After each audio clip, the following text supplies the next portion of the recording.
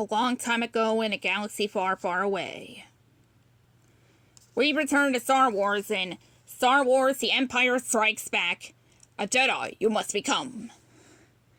Luke Skywalker would become one of the greatest Jedi Knights in the galaxy, but he wasn't always a powerful Jedi. In the beginning, he was just a boy, no different from any other. Luke fought bravely as a pilot for the rebellion. He even destroyed the Death Star. But Luke decided that he could and best help the rebels if he trained to become a Jedi Knight. In a vision, Luke's old friend Obi-Wan Kenobi said to him, "You will go to the Dagobah system. There you will learn from Yoda, the Jedi Master who instructed me." Luke knew that Obi-Wan would appear to him only if his message was very important. Luke and his droid, R2-D2, flew to Dagobah right away.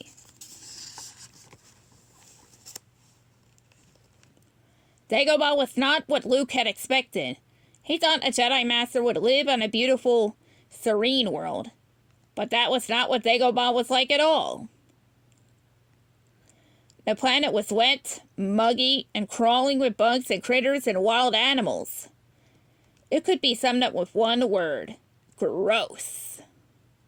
When Luke landed his X-Wing fighter, sank right into the marsh water.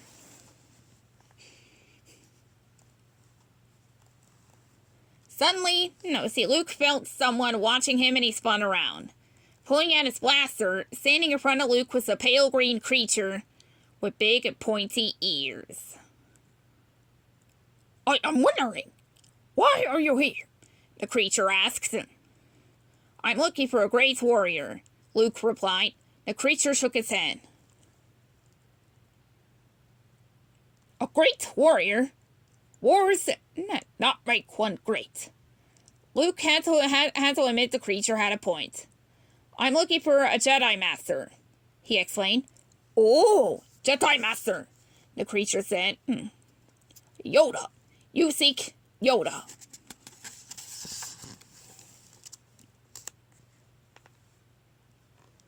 The creature promised to take Luke to Yoda, but first the creature stopped at his home and fed Luke dinner.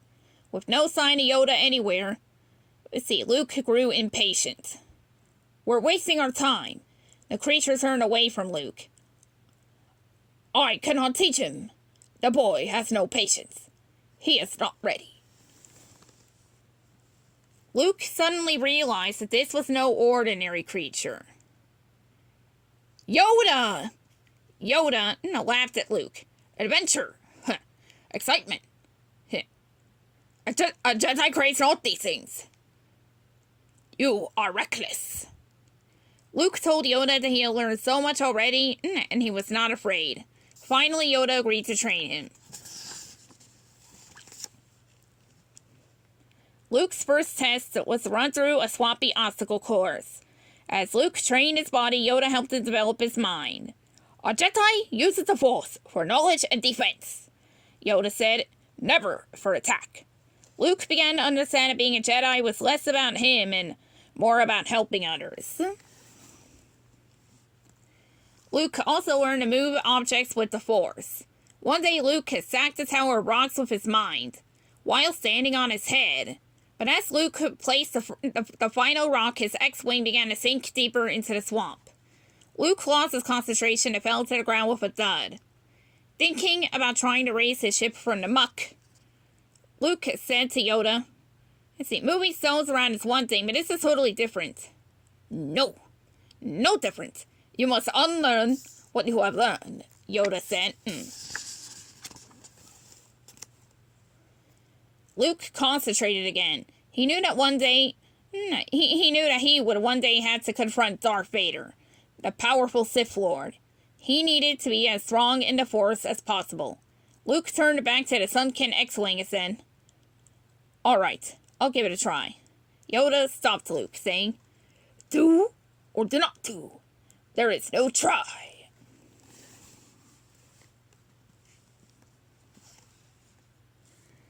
Luke concentrated on Yoda's words and lessons. letting the Force flow through him. Slowly, the X-Wing began to rise. Luke was as surprised as R2-D2 was excited. The little droid exclaimed with his own brand of beeps and whistles.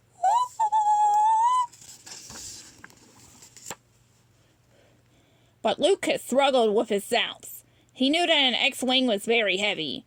How could he possibly manage to lift it? Slowly, the ship sank back into the swamp. Luke was sad and discouraged. I can't. It's too big. Size matters not, Yoda said. Look at me. Judge me by my size. Do you? Yoda reached out with his tiny old hand, and the ship began to move. Yoda concentrated even more, and the ship floated through the air, and it came to rest on solid ground. I don't believe it, Luke said, astonished. That, Yoda replied, is why you fail.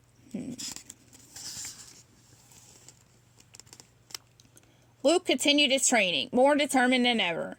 One day, Luke saw a vision through the Force.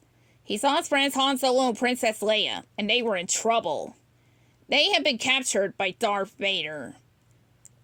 It is the future, you see, Yoda explained. I've got to get to them, Luke insisted. He couldn't bear to think that Han and Leia were in danger. Luke knew that a Jedi Knight was a defender, not an attacker. He acted out of protection rather than anger.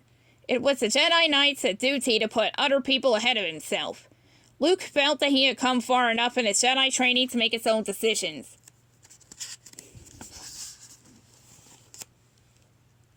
Luke decided to put his training on hold to go rescue his friends. I'll return, he told Yoda. I promise. As Luke's ship took flight, Yoda wished that he had more time to help Luke prepare. Luke's battles would not be easy, but he was good at heart. No matter where he went, the Force would be with him. Always. The end.